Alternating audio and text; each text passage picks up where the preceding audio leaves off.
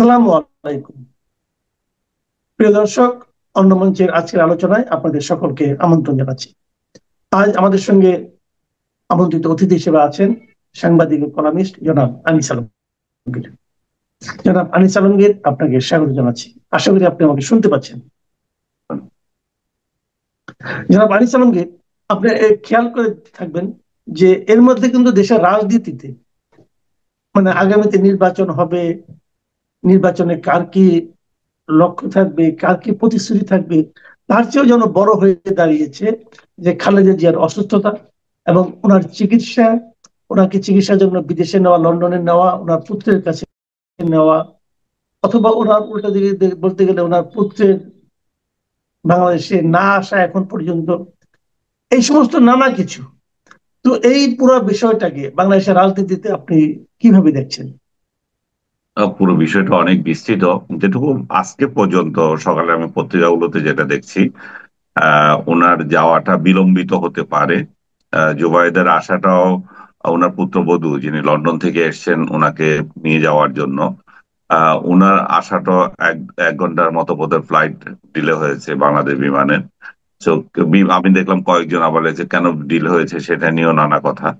তো যাই হোক, ওনাকে যেটা এয়ার অ্যাম্বুলেন্স যেটা দিয়ে উনি এর আগেও সেখানে গিয়েছিলেন, সেই অ্যাম্বুলেন্সটাও নাকি দেরি হবে, যেতে দেরি হবে, যান্ত্রিক ত্রুটি আছে। তারপরও আমরা আশা করছি যে আজকে শুক্রবারের মধ্যেই ওনার হয়তো যাওয়া সম্ভব হবে, বা এখান থেকে উনি উড়াল দিতে পারবেন। এটা এটা আশা করা যায়। আর এদিকে সরকারের তরফ থেকে আজকে সারা বাংলাদেশে যেহেতু জুমার নামাজ, জুমাতে ওনার জন্য দোয়া চেয়েছেন। আমরা যখন কথা বলছি আমরা তো জুমার আগেই কথা বলছিলাম। তো জুমার নামাজেও নিঃসন্দেহে ওনার জন্য দোয়া করা হবে। গত শুক্রবারও আমি দেখেছি যে আমাদের মসজিদে ওনার জন্য দোয়া করা হয়েছিল। সার্বিকভাবে উনি যে একটা রাজনৈতিক নেত্রী, উনি যে একজন জাতীয় নেত্রী এবং তিনবার উনি প্রধানমন্ত্রী ছিলেন। ওনার পুরো রাজনৈতিক লাইফ লাইন যদি আপনি একটু পুরোটাই দেখেন, তাহলে এক যে সংগ্রামী চেতনা, যে আপসীনতা ওনার মধ্যে ছিল, সার্বিকভাবে এটা বাংলাদেশের মানুষ ওনাকে স্মরণ করছে এবং এক ধরনের কৃতজ্ঞতা স্বরূপ আমি দেখছি। আমি ইভেন তার রাজনৈতিক আদর্শের বিরোধীরাও এমন কোনো মন্তব্য করছেন না যেটাতে আহ, আহত হওয়ার মতো কিছু ঘটে। আমি মনে করি যে সারা বাংলাদেশ অপেক্ষা করছে উনি একটু সুস্থ সবল হয়ে বাংলাদেশে আবার ফিরে আসবেন এটাতে। আর ওনার ছেলের আশাটা আহ, নির্ভর করছিল ওনার ব্যক্তিগত সিদ্ধান্তের উপর, কারণ সরকারের তরফ থেকেও বলা হয়েছে যে ওনার প্রতি ওনার কোনো সিকিউরিটি থ্রেট নাই। আমি আহ, ওনার যে আহ, বিশ্লেষণ, ওনার যে বক্তব্য যে ওনার আশাটা শুধু ওনার উপর নির্ভর করছে না, সে বক্তব্যটা এক সরকারের তরফ থেকে তো বলা হয়েছে যে তার থেকে সমস্যা নাই। তাহলে সমস্যাটা আসলে কে করছে, সেটা উনাকেই আহ, মানে ব্যাখ্যা দিতে হচ্ছে আর কি, বা হবে।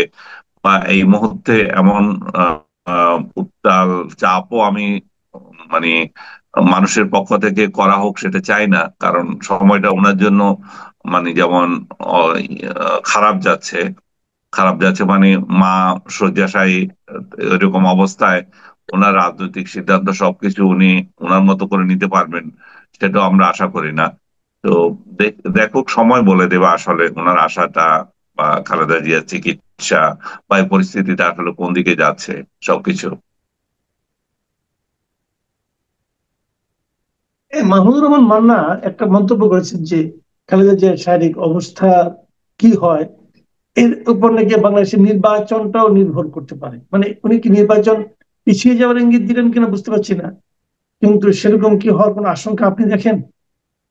আহ ঠিক এই মুহূর্তে বলা যায় না, বাট নির্বাচনের শিডিউল ঘোষণার আগ পর্যন্ত যদি আহ, কিছু হয়, সেটাতে তো নির্বাচন ব্যাঘাত ঘটার কোনো আহ, আইনগত কারণ আমি দেখি না। আর মাহমুদুর রহমানের মতো আবার আরেক দলের নেতা, এবি পার্টির মঞ্জু সাহেব, উনি বলেছিলেন যে এটা কোনো প্রভাব ফেলবে না।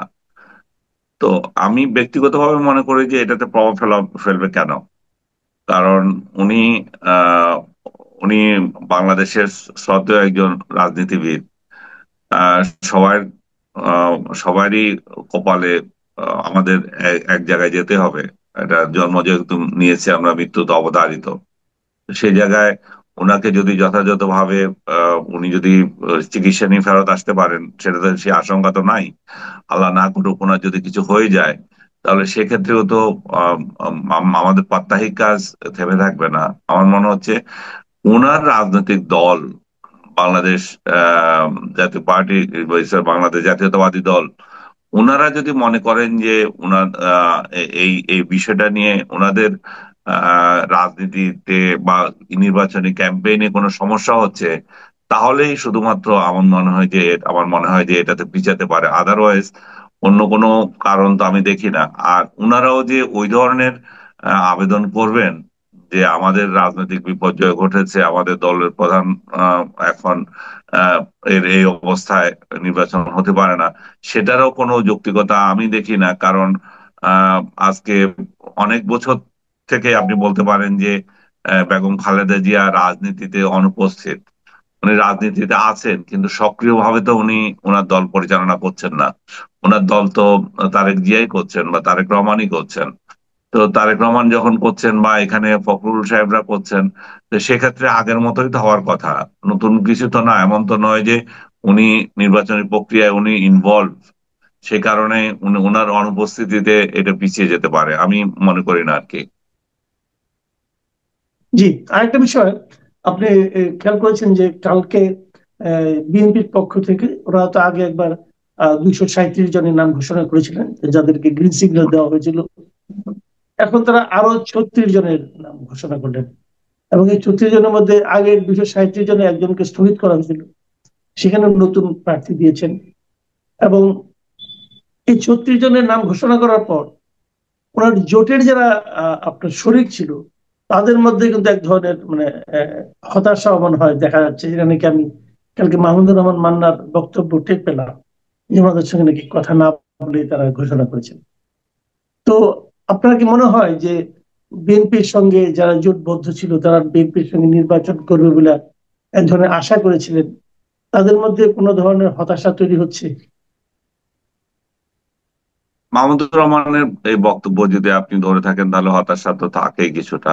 কিন্তু আমি তো শুনলাম ওনার ঋণ খেলাপি পরিস্থিতিও আছে, যেটা ওনাকে নির্বাচন করতে বাধা দিতে পারে। আমি জানি না ব্যক্তিগতভাবে মান্না ভাই নিজে সে পরিশোধ করে হয়তো নির্বাচন করতেও পারেন। কিন্তু শরিক দলগুলোকে বিএনপি আহ দূরে সরিয়ে দিচ্ছে সেটাও তো না।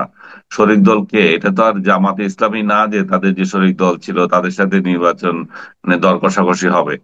শরিক দল তো দুই চারজন। তো তাদের জন্য তো ওনারা, বিএনপি অলরেডি 22 সিট রেখে দিয়েছে।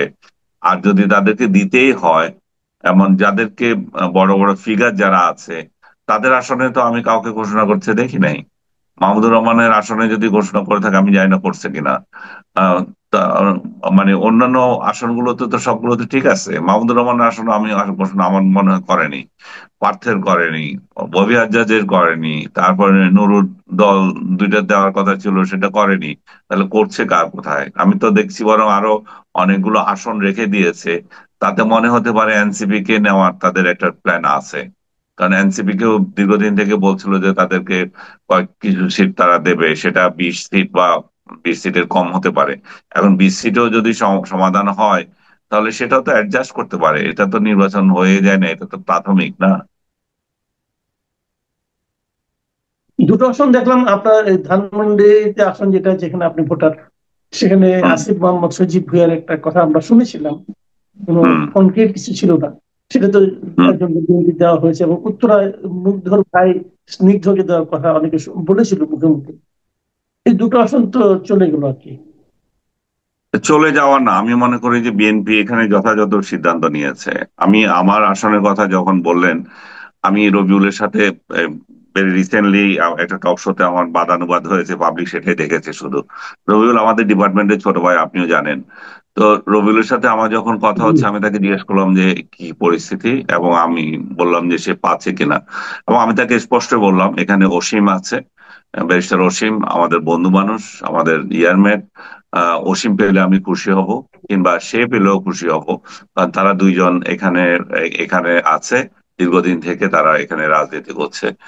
আর আমি আসিফের কথা সরাসরি বললাম। আসিফ এখানে আসাটা মানে ব্যাখাপ্পা দেখায়।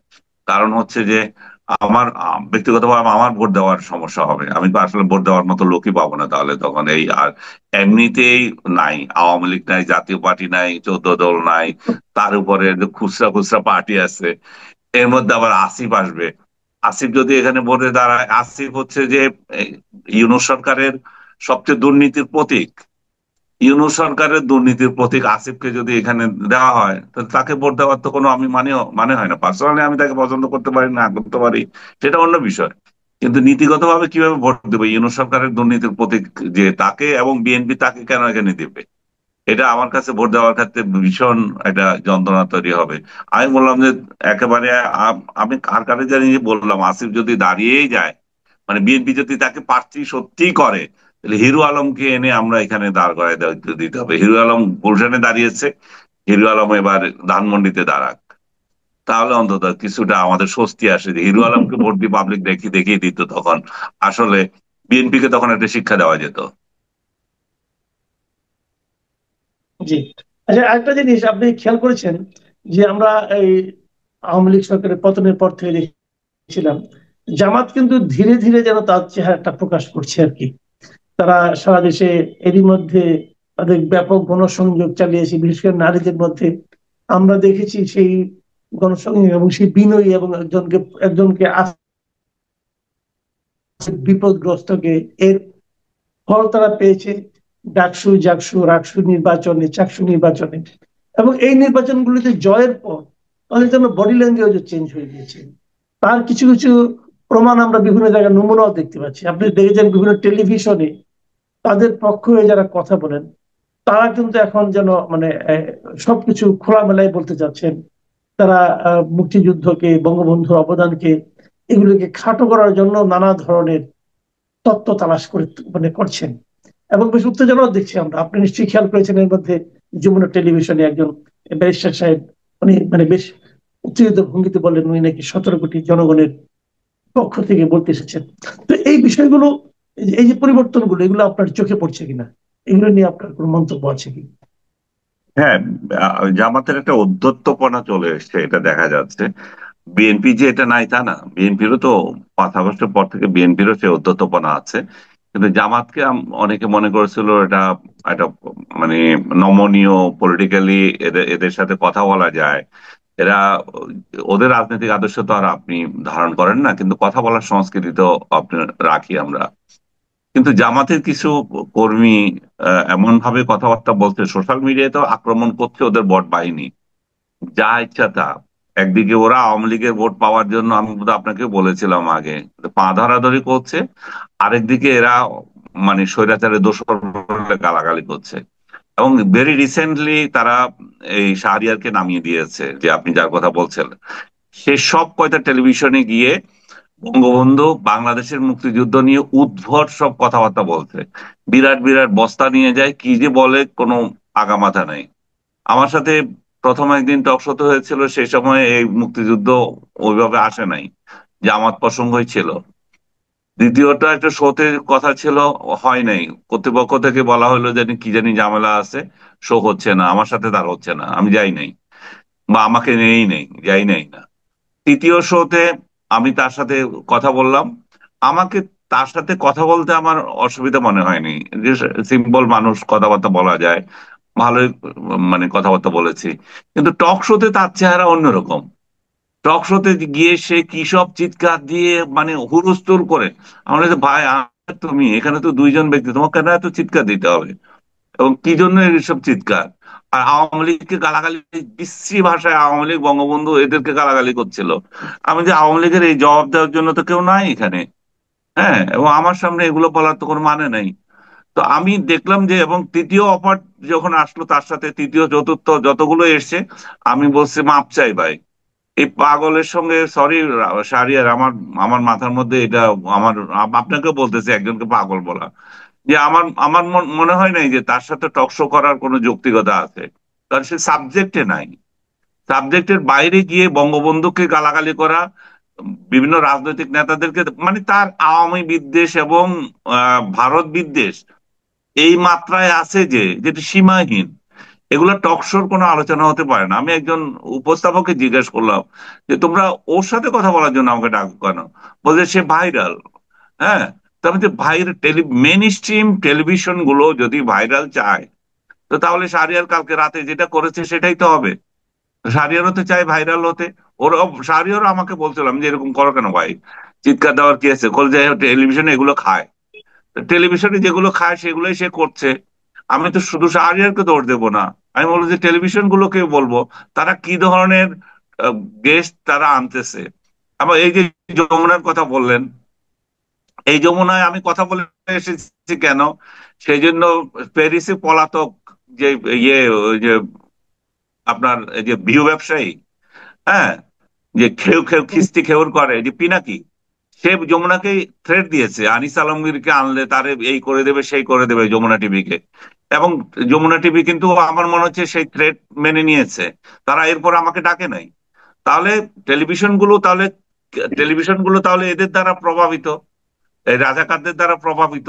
রাজাকাররা কি বলে এবং এই সকল ইউটিউবাররা কি বলে সেগুলোই চাচ্ছে, তারাই এই ভিউ ব্যবসার মধ্যে চাচ্ছে। আমি নিকোলকে থ্যাঙ্কস দেবো যে সে যথাযথভাবে উত্থাপন করেছে। বঙ্গবন্ধুকে যখন গালাগালি করছে, সে বলছে যে এই এই এই ডিসেম্বর মাসে বঙ্গবন্ধুকে আমার সাথে এসে গালাগালি করার, এটা আমি মেনে নিচ্ছি না।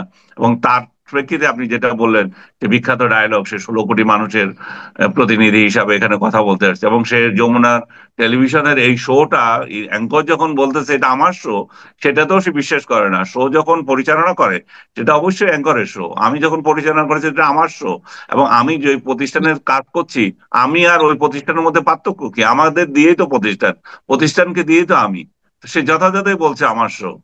তো যাই হোক, আমি যেটা যেটা বলতে চাচ্ছি, আমাদের টেলিভিশন গুলো পলিসি ঠিক করতে হবে। তারা আপনি ডেলিভারেটলি তারা এই ডিসেম্বর মাসে এই ধরনের খিস্তি এবং এই ধরনের গালাগালি করার জন্য এবং মুক্তিযুদ্ধ বিরোধীদেরকে ডাকতেছে। এবং আপনি 2-3 দিন আগে আমার একটা ইয়ে দেখবেন, স্ট্যাটাস দেখছেন কিনা জানি না আমি, যে আমি সেটাতে আমি সেখানে স্পষ্ট বলেছি, আমি যেটা বলেছি সেটাই প্রতিফলিত হয়েছে দেখি গতকালের শোতে, যে টেলিভিশন আগে ডিসেম্বর মাসে এই মুক্তিযুদ্ধ বিরোধীরা কথা বলার সাহস পেত না। তারা এই মাসটাকে একটা তাদের আজাবের মাস হিসেবে ধরে নিয়ে কথা বলতো না। এখন উল্টো, তারা মুক্তিযুদ্ধের বিরুদ্ধে গিয়ে মুক্তিযোদ্ধাদেরকে গালাগালি করছে, এবং মুক্তিযুদ্ধ নিয়ে যারা কথা বলে তাদেরকে গালাগালি করছে, তারা বঙ্গবন্ধুকে গালাগালি করছে, তারা বাংলাদেশকে সহায়তা করে রাষ্ট্র ভারত ছিল, এই ভারতকে গালাগালি করছে যে সহায়তা করেছিস কেন।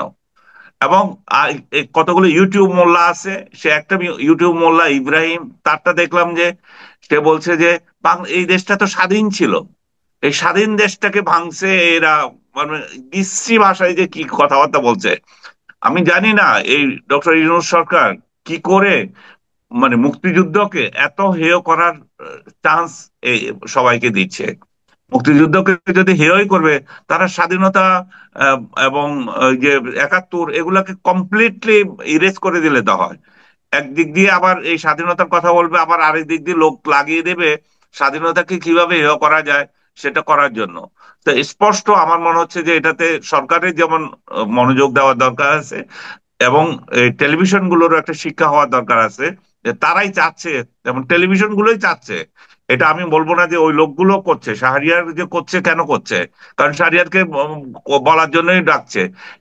সে তো সে নিজেই আমাকে বলছে যে টেলিভিশন গুলোতে এটা ভাইরাল হয়, এবং সে দেখছে যে টেলিভিশন গুলো তাকে, সে ভাইরাল বলে তাকে ডাকছে। যে প্রডিউসার কথা বলছে যে শাহরিয়ারকে কেন তোমরা বারবার আমার সাথে বসতে বলো, সে ভাইরাল, তার মানে হচ্ছে যে টেলিভিশন গুলো ভাইরাল চাচ্ছে, ভাইরাল আইটেমই চাচ্ছে। তো শাহরিয়ার ভাইরাল আইটেম হিসাবে সে ভালো ভালোভাবে তাদেরকে ডেলিভারি দিচ্ছে, এবং আমি শুধু শাহরিয়ারের দোষ দেখবো না এখানে।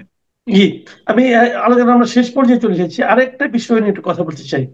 আপনি নিশ্চয়ই খেয়াল করেছেন যে এই আমাদের যে আন্দোলনের যারা তরুণ নেতৃত্ব ছিল, যাদেরকে জেনজি বলা হতো, সেই তাদের নিয়ে রয়টার্স দুদিন আগে একটা স্টোরি করেছে। হুম। মানে যারা যারা শেখ হাসিনার পতনের জন্য আন্দোলন করেছিল, তারা এখন নিজেরাই রাজনীতির মাঠ দখলের জন্য লড়ছে। এবং এখানে বলতে যেয়ে তারা এটা বলেছেন যে ওনারা যে সাপোর্ট নিয়ে এগিয়েছিলেন এখন সেটা নাই। এবং এই এনসিপির একজন নেতার কে কোট করে রয়টার্স বলেছে যে যদি এককভাবে নির্বাচন হয় তারা হয়তো একটিও আসন নাও পেতে পারে। তো এই যে এনসিপির যে অবস্থানটা ধীরে ধীরে, এবং তারা ভাবছে তারা যদি কোন একটা দলের সঙ্গে জোট করে যায় তাহলে তারা আদর্শিক ভাবে ক্ষতিগ্রস্ত হবে। এই যে একটা উভয় সংকটে এনসিপি পড়েছে, এত বড় একটা আন্দোলনে তারা নেতৃত্বের দাবিদার হিসাবে তারা নিজেদেরকে দাবিদার বলে, কিন্তু এখন ভোটের ক্ষেত্রে দেখা যাচ্ছে যে তারা কোনো জায়গায় খুব একটা সুবিধা করতে পারছে না। এই এনসিপির পরিবর্তনটা কি আপনি কিভাবে দেখছেন? এনসিপি যদি আশা করে যে তারা 300 আসনে আহ, প্রার্থী দিয়ে সরকারে চলে যাবে, আমার তো মনে হয় এনসিপির কেউ সেটা শুরুতেও আশা করেনি। এনসিপি যেটা হয়েছে, আমি বারবার একই কথা বলতে হচ্ছে, যে ডক্টর ইউনূসের যে অপশাসন, সেটার সেটার এন্টি ইনকামবেন্সি যে ফল, সেটা এনসিপি কে নিতে হবে। আবার ডক্টর ইউনূসের যে অপশাসন বলে ব্যর্থ শাসন, সেটার দায়ও কিন্তু এনসিপি কেই নিতে হবে। এনসিপির কর্মকাণ্ডের জন্যই ডক্টর ইউনূস ব্যর্থ শাসক হিসেবে প্রমাণিত হচ্ছেন। এবং এনসিপি আবার এই দায় নিতে হচ্ছে যে ডক্টর ইউনূস ভালো শাসন দিতে পারেন নাই। তো ভাইস ভার্সা, এখানে এনসিপি ভালো ভালো করে নাই বলে তো তাদের প্রার্থীগুলো আহ মানুষের হৃদয়ে যেতে পারে নাই, 2-4 জন ছাড়া। আমি হাসনাত আব্দুল্লাহ, তার আসনে দেখি তার তার জন্য কিছু মানুষের সিম্পেথাইজ তারা। আর আমি হান্নানের আসন দেখে এসেছিলাম হাতিয়ায়, সেখানেও তার জন্য কিছু লোক আছে, বা সার্জিসের এলাকায় তার জন্য কিছু লোক আছে। বাকি কোথায়? আমি তো বাকি কারো আসনে কারোর জন্য দেখি না। এবং ইভেন আপনি যে আসিফের কথা বললেন, সে যদি তার এলাকা থেকে নির্বাচন করতো, সেখানেও তার জন্য 2-4টা লোক অবশ্যই আছে। কিন্তু বাকিগুলো তো সেভাবে তারা আসন করতে পারেনি। কারণ এই জন্য পারেনি যে, কারণ সরকারের যে, আমি যেটা শুরুতে বলছিলাম, সরকারকে অপছন্দ করছে সেটা তাদের গায়ে যাচ্ছে। সরকার সরকারের ভালো কাজ হচ্ছে না, সেটা তাদেরকে দায়ী করা হচ্ছে। এবং এনসিপি মব ভায়োলেন্সের জন্য আহ, এই এই দায়িত্ব এনসিপি এড়াতে পারবে না। কারণ বাংলাদেশের এই যে অপশাসন যেটা বলছি আমরা, যে ডক্টর ইউনূসের শাসন ব্যর্থ হওয়ার যে সমস্ত দায় দায়িত্ব, এটা হচ্ছে মব হচ্ছে নাম্বার ওয়ান। ডক্টর ইউনূসকে মবের জন্যই খেসারত দিতে হচ্ছে। সেই মবের প্রধান কারণ এনসিপি। কিন্তু আপনি এই নির্বাচন দিয়ে যদি এনসিপি হতাশ হয়ে যায়, আমি মনে করি যে হতাশ হওয়া তাদের কিছু নাই। কারণ সামনে তাদের জন্য উজ্জ্বল ভবিষ্যৎ আছে, তারা যদি রাজনীতিটাকে ঠিক মতো এগিয়ে নিতে পারে। কারণ তারাই তো আগামী দিনের ভবিষ্যৎ। তারা মানে তরুণরা। বাংলাদেশে এই আরেকটা প্রজন্ম তো আসবে, এই প্রজন্মকেই তখন হাল ধরতে হবে। তো তারা যদি সেই জায়গায় নীতি আদর্শ মেনে রাজনীতি করে, এবং এই দুই ধারার রাজনীতির বাইরে একটা আলাদা ধারা প্রতিষ্ঠিত করতে পারে, যে পরিবারতন্ত্রের পূজার বাইরে তারা একটা আহ নীতি আদর্শ স্থাপন করতে পারে, নীতি নৈতিকতা দেখাতে পারে। কেন নয়? তাদের কাছে বঙ্গবন্ধু যখন, যে আপনি খেয়াল করে দেখেন, বঙ্গবন্ধু যখন বঙ্গবন্ধু হয়েছিলেন, এমনি এমনি তো হওয়ার নয়, তখন ওনার কয়জন লোক ছিল। কিন্তু সেই নেতৃত্ব তার উনি দিয়েছেন বলেই এই দলটা মানে এগিয়েছিল। তো এখন প্রশ্ন হচ্ছে যে এনসিপি তে বঙ্গবন্ধু আছে কিনা। এনসিপি তে যদি বঙ্গবন্ধু না থাকে, তারাও সেই আরেকটা 2-4টা পার্টির মতো শেষ হয়ে যাবে। কিন্তু ওইখান থেকে যদি কোনো একজন বঙ্গবন্ধু আগায়, তাহলে এই দলটাকে দাঁড়ানো করা কঠিন বিষয় না। বাংলাদেশের মানুষ উজুগি, কোন দিন কার দিকে যাবে কোনো ঠিক নাই। যদি ভালো কিছু দিতে পারে, এনসিপির ভবিষ্যৎ আমি মনে করি উজ্জ্বল, কিন্তু আগামী নির্বাচনের নয়। জি, অনেক ধন্যবাদ জনাব আনিস আলমগীর। প্রিয় দর্শক, আপনারা শুনলেন বাংলাদেশের রাজনীতি এবং রাজনৈতিক নেতৃবৃন্দ নিয়ে এবং সোশ্যাল মিডিয়ার কিছু কর্মকাণ্ড নিয়ে জনাব আনিস আলমগীরের ব্যাখ্যা। আগামীতে আমরা আবার বসবো। ভালো থাকবেন আপনারা সবাই। আল্লাহ হাফেজ।